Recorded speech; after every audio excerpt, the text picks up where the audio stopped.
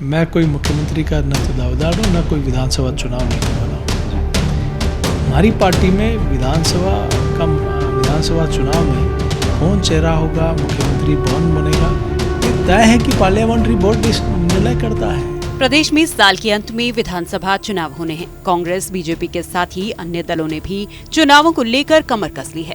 2023 के इस विधानसभा चुनाव में सत्ता की चाबी किस पार्टी के पास होगी, इससे ज्यादा चर्चा मुख्यमंत्री कौन होगा को लेकर हो रही है। कांग्रेस में जहां गहलोत वर्सेस पायलट की जंग सर्वविदित है, वहीं बीजेपी में चेहरे को लेकर संशय बना है। प्रदेश की 2 बार मुख्यमंत्री रह चुकी वसुंधरा राजे प्रबल दावेदार जरूर हैं, लेकिन समय समय पर दूसरे नामों को लेकर चर्चा बनी रहती है।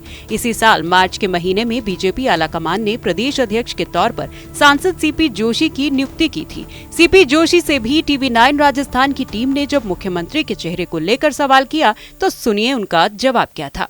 सर, एक सवाल जो सभी के मन में है कि भाई पार्टी का चेहरा सीएम के दावेदार को लेकर क्या सीपी जोशी का माना जाए? नहीं, मैं कोई मुख्यमंत्री का न तो दावेदार हूँ न कोई विधानसभा चुनाव लड़ने वाला हूँ जी। हमारी पार्टी में विधानसभा चुनाव में कौन चेहरा होगा, मुख्यमंत्री कौन बनेगा, ये तय है कि पार्लियामेंट्री बोर्ड निर्णय करता है। तो जब चुनाव होंगे ये सारी बातें उसके बाद की है, तो जब समय आएगा तो निश्चित रूप से वो बातें भी होंगी। लेकिन अभी कौन होगा, क्या होगा, उस पर बात करना मैं समझता हूँ कि बहुत जल्दबाजी होगी।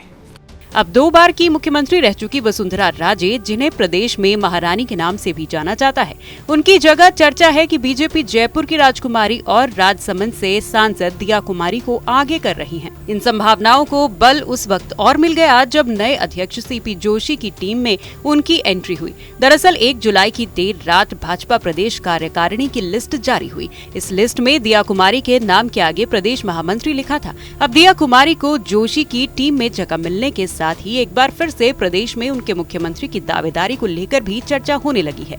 कहा जा रहा है कि पार्टी पूर्व मुख्यमंत्री वसुंधरा राजे के विकल्प के रूप में उन्हें आगे बढ़ा सकती है। राजसमंद से सांसद दिया कुमारी जयपुर के पूर्व राज परिवार की राजकुमारी हैं। दिया कुमारी जयपुर के पूर्व महाराजा भवानी सिंह की इकलौती संतान हैं। बता दें कि कुमारी राजमाता गायत्री देवी की पोती हैं। गायत्री देवी को एक समय दुनिया की सबसे खूबसूरत महिलाओं में गिना जाता था। तत्कालीन प्रधानमंत्री इंदिरा गांधी के साथ उनके विवाद भी काफी चर्चा में रहे थे। कहा जाता है कि प्रधानमंत्री इंदिरा गांधी ने राज परिवार के महल से करीब 60 ट्रक सोना निकलवा लिया था। दिया कुमारी का राजनीति में प्रवेश 2013 के विधानसभा चुनाव से पहले हुआ था।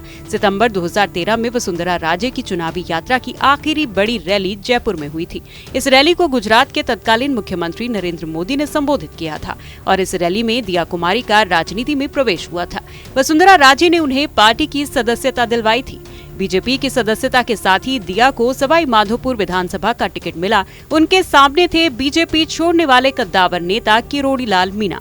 मगर दिया कुमारी ने अपने पहले चुनाव में एक जनाधार वाले नेता को तो हरा दिया। लेकिन कहा जाता है कि वसुंधरा सरकार के दौरान ही मुख्यमंत्री वसुंधरा राजे से उनके संबंध सहज नहीं रह पाए। इस विवाद की वजह बनी जयपुर में राजपूत समाज का एक बड़ा प्रदर्शन जो हुआ राज परिवार की संपत्ति पर सरकार के कब्जे को लेकर। 2018 में दिया कुमारी ने विधानसभा का चुनाव लड़ने से इनकार कर दिया, लेकिन 2019 में उन्हें पार्टी ने लोकसभा चुनाव में राजसमंद से टिकट दिया। कम समय और नई जगह होने के बावजूद दिया कुमारी ने राजसमंद में धमाकेदार जीत दर्ज की।